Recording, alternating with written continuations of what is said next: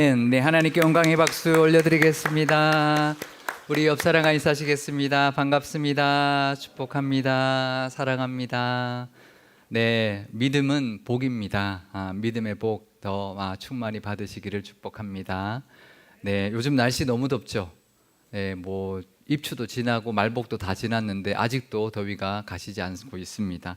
그나마 다행인 것은 올해는 태풍이 아직 오지 않아서 다행이긴 한데요. 더위가 너무 오래 가고 있습니다. 건강 잘 지키시고 이 여름 잘 보내시기를 축복합니다. 요즘 우리는 출애굽기를 묵상하고 있는데요. 오늘은 모세가 하나님이 호렙산에서 부르실 때까지의 모습을 통해서 은혜를 나눠보려고 합니다. 그때까지의 모세의 모습은 우리와 닮은 점이 참 많이 있거든요. 이 모세의 모습을 통하여 하나님을 더욱 알아가고 하나님의 때와 방법을 깨닫는 시간 되시기를 바랍니다. 모세의 일생은 참 명확합니다. 왕궁 생활 40년, 광야 생활 40년, 출애굽하고 난 다음에 지도자로 40년, 이렇게 120년, 40년, 40년, 40년, 120년 동안 살다가 하나님께 올라갔는데요. 그러니까 모세가 히브리인이었지만 40세가 될 때까지는 애굽의 공주의 아들로 왕궁에서 살았습니다. 그러니까 왕자처럼 산 것이죠. 애굽의 최고의 교육을 다 받았을 것이고요. 대우도 왕자 대접을 받았으니 금수저보다도 금수저라고 말하기보다도 더 큰 그런 이제 대접을 받고 살았을 겁니다. 그런데 그런 삶이 하루아침에 깨져버린 사건이 하나 있었습니다. 출애굽기 2장 11절에서 12절 말씀입니다. 모세가 장성한 후에 한 번은 자기 형제들에게 나가서 그들이 고되게 노동하는 것을 보더니 어떤 애굽 사람이 한 히브리 사람 곧 자기 형제를 치는 것을 본지라 좌우를 살펴 사람이 없음을 보고 그 애굽 사람을 쳐 죽여 모래 속에 감추니라. 그러니까 모세가 40세가 되던 해 어느 날 이스라엘 백성들이 노역하는 것을 보러 나갔는데 그때 성경은 이렇게 말합니다. 자기 형제에게로 나갔다라고 말합니다. 이거는 모세가 자기도 히브리인이라는 것을 너무나 잘 알고 있었다라는 뜻인 거죠. 애굽의 왕자로 자랐지만 히브리인이라는 것을 자기도 알았고, 그래서 이스라엘 백성들이 그렇게 고되게 노역을 하는 것을 늘 안쓰럽게 여기고 있었던 것이죠. 근데 그때 애굽 사람이 히브리 사람을 학대하는 것을 보고는 충동적으로 그 애굽 사람을 쳐서 죽여버립니다. 그리고는 몰래 모래 속에 감춰버리는데요, 파묻어버리는데요. 아무도 모를 줄 알았습니다. 그런데 그 다음 날 그곳에 다시 나가 보니까 이스라엘 사람들이 다 알고 있었던 것이죠. 그리고 그 사실이 바로의 귀에까지 들어가게 되었습니다. 그래서 바로가 그 일로 모세를 죽이려고 찾았죠. 그걸 알고 모세는 그 길로 도망을 치게 되었습니다. 왕자로 살던 40년이 한순간에 날아가 버린 사건이 되었던 것이죠. 그래서 미디안 광야에서 숨어서 지내게 되었는데요. 거기서 십보라라는 여인과 결혼도 하고 장인의 집에 얹혀 살면서 장인의 양들을 치며 살게 되었습니다. 왕자가 한순간에 남의 양이나 치는 목자가 된 것이죠. 그때 모세의 심정이 어땠을까요? 그 모세의 심정을 잘 대변해주고 우리가 알 수 있는 것이 그 아들의 이름인데요. 출애굽기 2장 22절 말씀입니다. 그가 아들을 낳음에 모세가 그의 이름을 게르솜이라 하여 이르되 내가 타국에서 나그네가 되었음이라 하였더라. 그러니까 아들의 이름을 게르솜이라고 지었는데 그 뜻이 타국에서 나그네가 됐다라는 뜻이라는 거죠. 그러니까 그런 거죠. 내가 이제는 집도 없이 떠도는 나그네가 되었구나라고 한탄하는 그런 심정이 그 첫 번째 아들의 이름에 고스란히 담겨 있는 것이죠. 근데 그 나그네 세월이 40년이었습니다. 그러니까 사실 숫자적으로 보면 왕궁 생활 40년, 광야 생활 40년 같은 시간이잖아요. 근데 어떤가요? 40세까지의 40년과 40세부터 80세까지의 40년 과연 같을까요? 어떤가요? 어떠세요? 같을까요? 과연? 어느 게 더 길게 느껴졌을까요? 40세까지의 40년이 더 긴가요? 아니면 40세부터 80세까지의 40년이 더 길까요? 어느 게 더 길까요?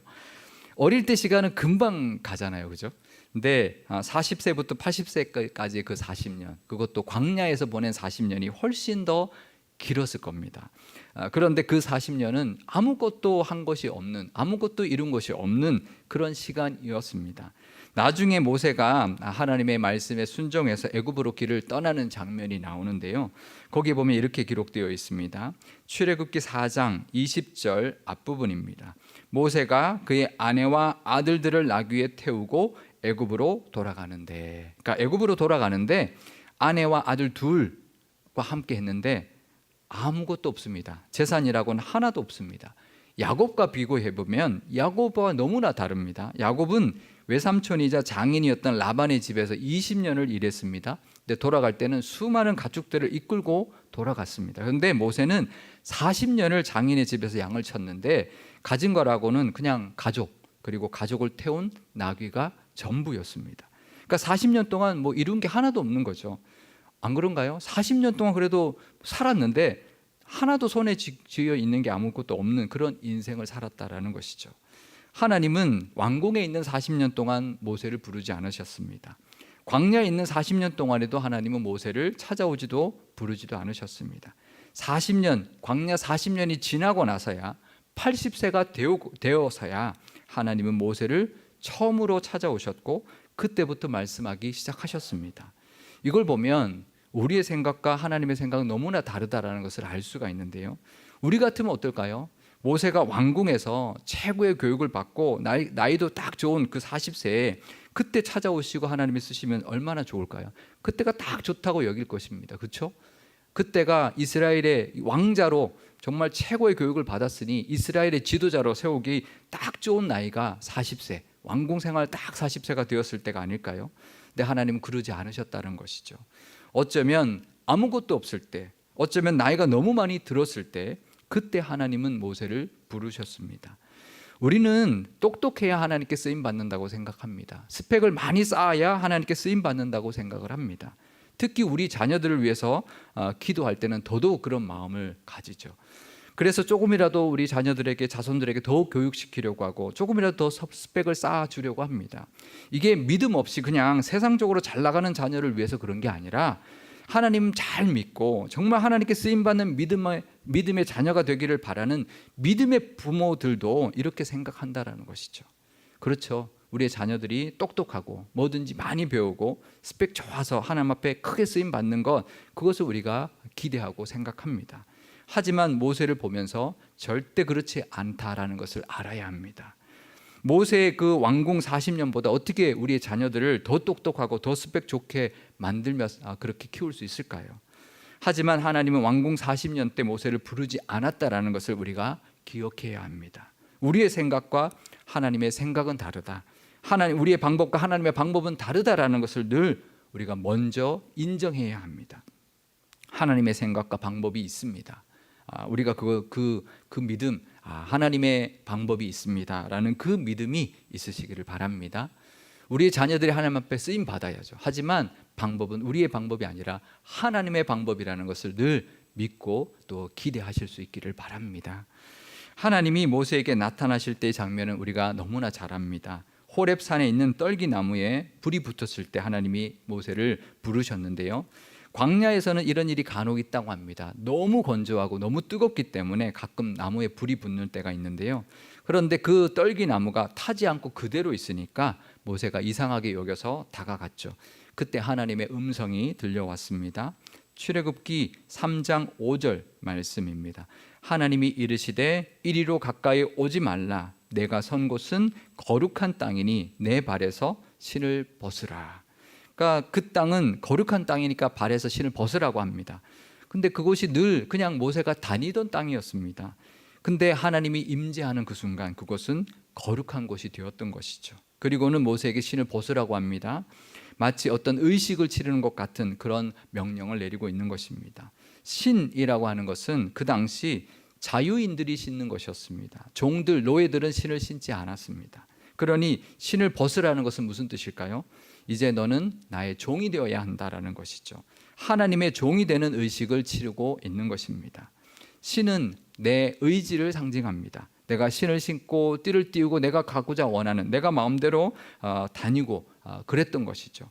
하지만 신을 벗는다라는 것은 이제 내 의지를 내려놓고 주인이 하나님이 가라는 곳으로 가는 인생이 된 것입니다. 요즘 말로 하면 내려놓음이죠. 모세는 하나님의 말씀대로 신을 벗었습니다. 그러면 하나님 앞에 다 내려놓아야 하는데 하나님이 애굽으로 가라고 하셨을 때 모세는 못 간다고 말합니다. 이렇게 말하면서 못 간다고 하는데요, 출애굽기 3장 10절에서 11절 말씀입니다. 이제 내가 너를 바로에게 보내어 너에게 내 백성 이스라엘 자손을 애굽에서 인도하여 내게 하리라. 모세가 하나님께 아뢰되 내가 누구이기에 바로에게 가며 이스라엘 자손을 애굽에서 인도하여 내리이까. 그러니까 하나님께서 이제 너를 바로에게 보낼 것이다, 그리고 너로 하여금 이스라엘 백성을 애굽에서 인도해 낼 것이다 라고 하셨는데 모세가 알겠습니다, 순종하게 하여 가겠습니다 그러지 않았습니다. 이렇게 대답했다는 거죠. 내가 누구이기에 바로에게 가겠습니까? 내가 누군데 바로에게 가겠습니까? 이렇게 말했다라는 거죠. 그렇죠. 지금 모세가 왕궁 40년 때도 아니고 살인자로 도망자로 광야에서 40년을 보낸 그저 양이나 치던 노인의 목자인 노인에 불과한 그런 모세였기 때문에 내가 누구간데 바로에게 가겠습니까? 그 당시 가장 강대국이었던 바로 왕에게 어떻게 가겠습니까? 라고 말했던 것이죠. 이 모세의 말 우리는 충분히 이해할 수 있습니다. 그렇죠. 나이도 많고 40년 동안 양이나 치던 사람이 어떻게 바로에게 갈 것이며 또 그 많은 이스라엘 백성들을 어떻게 인도해 내겠습니까? 근데요, 이게 바로 우리의 생각과 하나님의 생각이 다른 또 하나의 모습인 것입니다. 우리가 보기에는 모세의 말이 맞는 것 같습니다. 그런데 하나님은 이렇게 대답을 하시는데요, 출애굽기 3장 12절 말씀입니다. 하나님이 이르시되 내가 반드시 너와 함께 있으리라. 내가 그 백성을 애굽에서 인도하여 낸 후에 너희가 이 산에서 하나님을 섬기리니 이것이 내가 너를 보낸 증거니라. 그러니까 내가 너와 함께 할 것이다. 그래서 너로 하여금 이스라엘 백성들을 애굽에서 인도해내고 이 호렙산에 와서 나에게 제사하게 할 것이다 라고 말씀하셨던 것이죠. 그렇습니다. 모세의 힘으로는 할 수 없는 일입니다. 모세가 왕궁에 있던 그 40년 동안에도 할 수 없는 일이었습니다. 그건 하나님이 함께하지 않으면 할 수 없는 것입니다. 그런데 광야에서 40년을 보낸 그때라고 할지라도 하나님이 함께하시면 가능하다라는 것입니다. 왕궁에 있든 광야에 있든 우리의 힘으로는 할 수 없는 것은 마찬가지입니다. 하나님이 함께 하셔야 되는 것입니다. 우리가 어디에 있든지 우리의 상황이 어떠하든지 우리의 모습이 어떠하든지 상관없다는 것입니다. 하나님이 함께 하실 때 가능하다는 것을 우리도 기억해야 합니다. 명심해야 합니다. 우리의 자녀들을 향해서도 그것을 꼭 기억해야 합니다.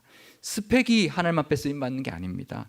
하나님께 우리가 준비되었을 때 하나님이 함께 하셔야 하나님 앞에 쓰임받고 하나님으로 인하여 많은 일들을 감당하는 우리의 자녀들이 될 것입니다. 우리가 내가 누군데라는 말 우리 많이 옛날엔 들어보셨죠, 그죠? 내가 누군지 알아? 뭐 그러면서 내 전화 한 통이면 다 끝나, 뭐 그런 분들 간혹 있었지만 요즘은 이제 거의 없죠. 이런 말은 우리 믿는 사람이 해서는 안 될 것입니다. 내가 누군데, 뭐 그러면서는 안 되겠죠. 하지만 또 내가 누구이기에, 내가 누구간데 이런 말도 우리는 해서는 안 됩니다. 내가 누군데라고 할 때는 왕궁 40년 때 할 말이겠죠. 내가 누구이기에라는 말은 광야 40년 때 한 말일 것입니다. 그렇다면 우리는 무슨 말, 어떻게 말하고 살아야 할까요?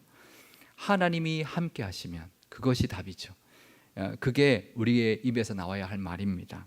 하나님이 함께 하시면 가능하다라는 말을 우리에게 있어야 되고 우리가 해야 될 것입니다. 물론 하나님은 왕궁도 쓰시고 광야도 쓰십니다. 하지만 하나님이 함께 하지 않으면 왕궁도 소용없고 광야도 소용없는 것입니다. 하나님이 함께 하시면, 함께 하지 않으면 왕궁 40년도 아무것도 아니고요, 하나님이 함께 하시면 광야 40년도 못할 것이 없는 것입니다.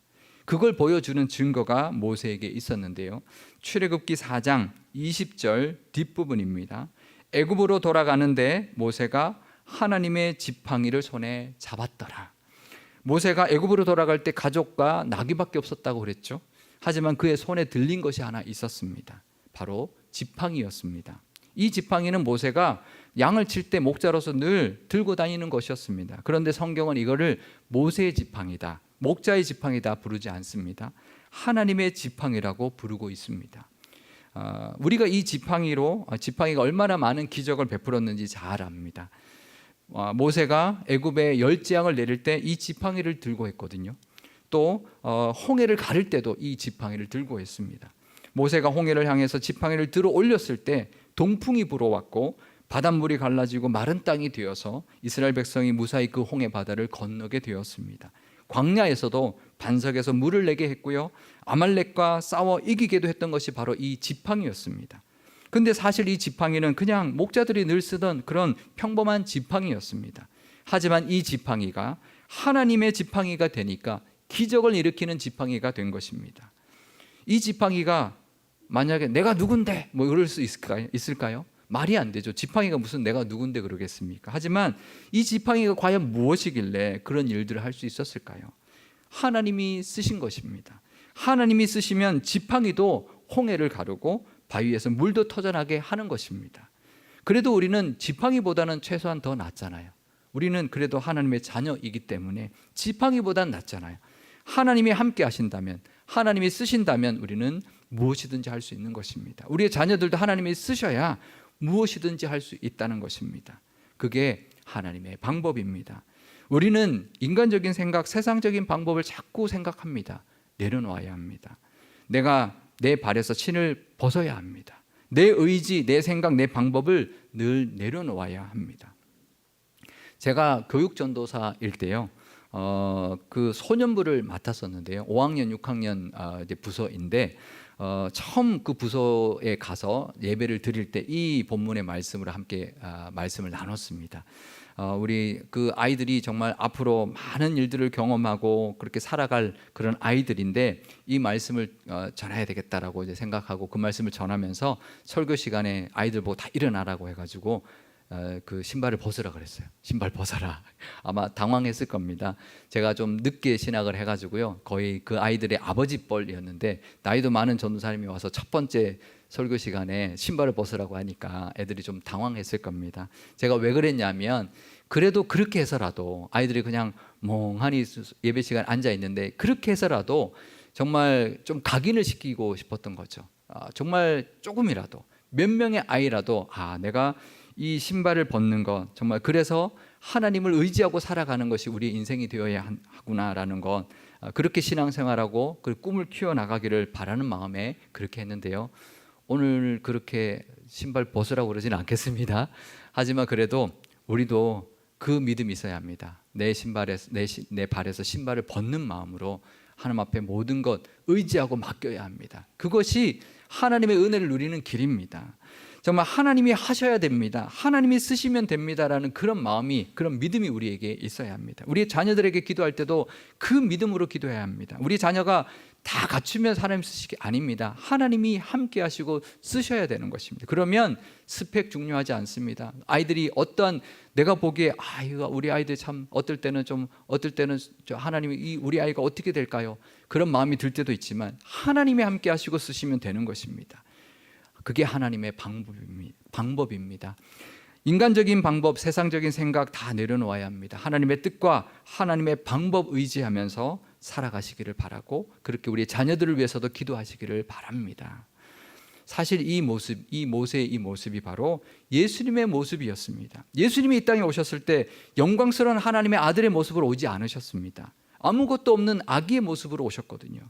예수님도 하나님께 쓰임 받았던 건 하나님의 아들이었기 때문이 아닙니다. 낮아지시고 내려놓으셨기 때문입니다. 하늘 보좌를 버리시고 인간의 모습으로 오셔서 철저히 하나님의 뜻에 순종하셨기 때문입니다. 십자가에서 죽으심까지 순종하셨기 때문에 하나님의 뜻을 다 이룰 수 있었던 것입니다. 모세가 그렇게 순종함으로, 발에서 신을 벗음으로 이스라엘 백성을 애굽에서 구원했던 것처럼 그렇게 예수님도 우리를 죄에서 구원해 내신 것입니다. 그러니 우리도 광야를 무서워하지 말아야 합니다. 그 시간을 두려워하지 말아야 합니다. 우리가 살다 보면, 신앙생활 하다 보면 광야를 보낼 때가 있습니다. 우리의 자녀들에게도 그럴 때가 있습니다. 하지만 두려워하지 말아야 합니다. 오히려 그 시간을 하나님께 쓰임 받을 수 있는 기회, 내려놓을 수 있는 기회, 더 낮아지는 기회로 우리가 삼을 수 있어야 합니다. 그리고 내가 누구이기에, 그 순간에 내가 누구이기에 하지 말고 하나님의 말씀에 순종하고 귀 기울이고 살아갈 때, 그때가 되면 하나님께서 분명히 쓰실 것입니다. 하나님께 쓰임받는 시간으로 분명히 사용해 주실 것입니다. 물론 우리가 내가 누군데라는 교만도 내려놓아야 합니다. 예수님처럼 다 내려놓고 또 모세처럼 하나님께 다 내어드림으로 하나님의 것이 되어서 하나님께 쓰임받는 저와 여러분, 또 우리의 자녀들 되시기를 바랍니다. 우리 교회도 마찬가지입니다. 우리 교회도 잘 나갈 때도 있었고 힘들 때도 있었습니다. 하지만 이제 70주년을 맞이했습니다. 발에서 신을 벗어야 합니다. 하나님의 종이 되는 교회가 되어야 합니다. 그럴 때 겸손하고 순종하는 모습으로 더욱 하나님께 쓰임받는 교회가 될 것입니다. 그래서 우리 교회에게 맡기기를 원하시는 그 하나님의 사명, 구원의 사명 잘 감당하는 교회가 되시기를 주님의 이름으로 축원드립니다. 기도하시겠습니다.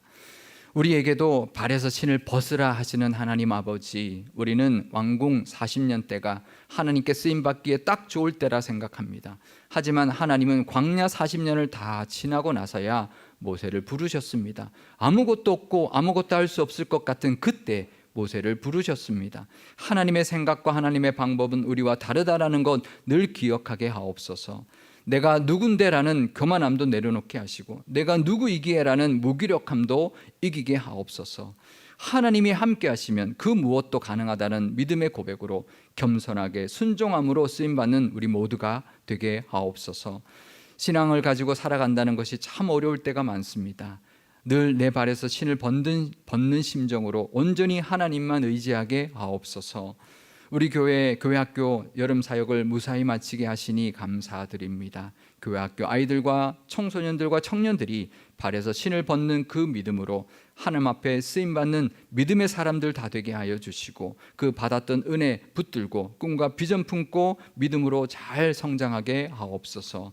70주년을 맞이한 우리 교회도 하나님 발에서 신을 벗게 하시고 하나님의 음성에 늘 귀 기울이고 순종하게 하옵소서. 그래서 낮아지고 겸손해지고 정말 내려놓음으로 말미암아 하나님이 쓰시고자 하는 곳에 크게 쓰임받는 교회가 되게 하옵소서.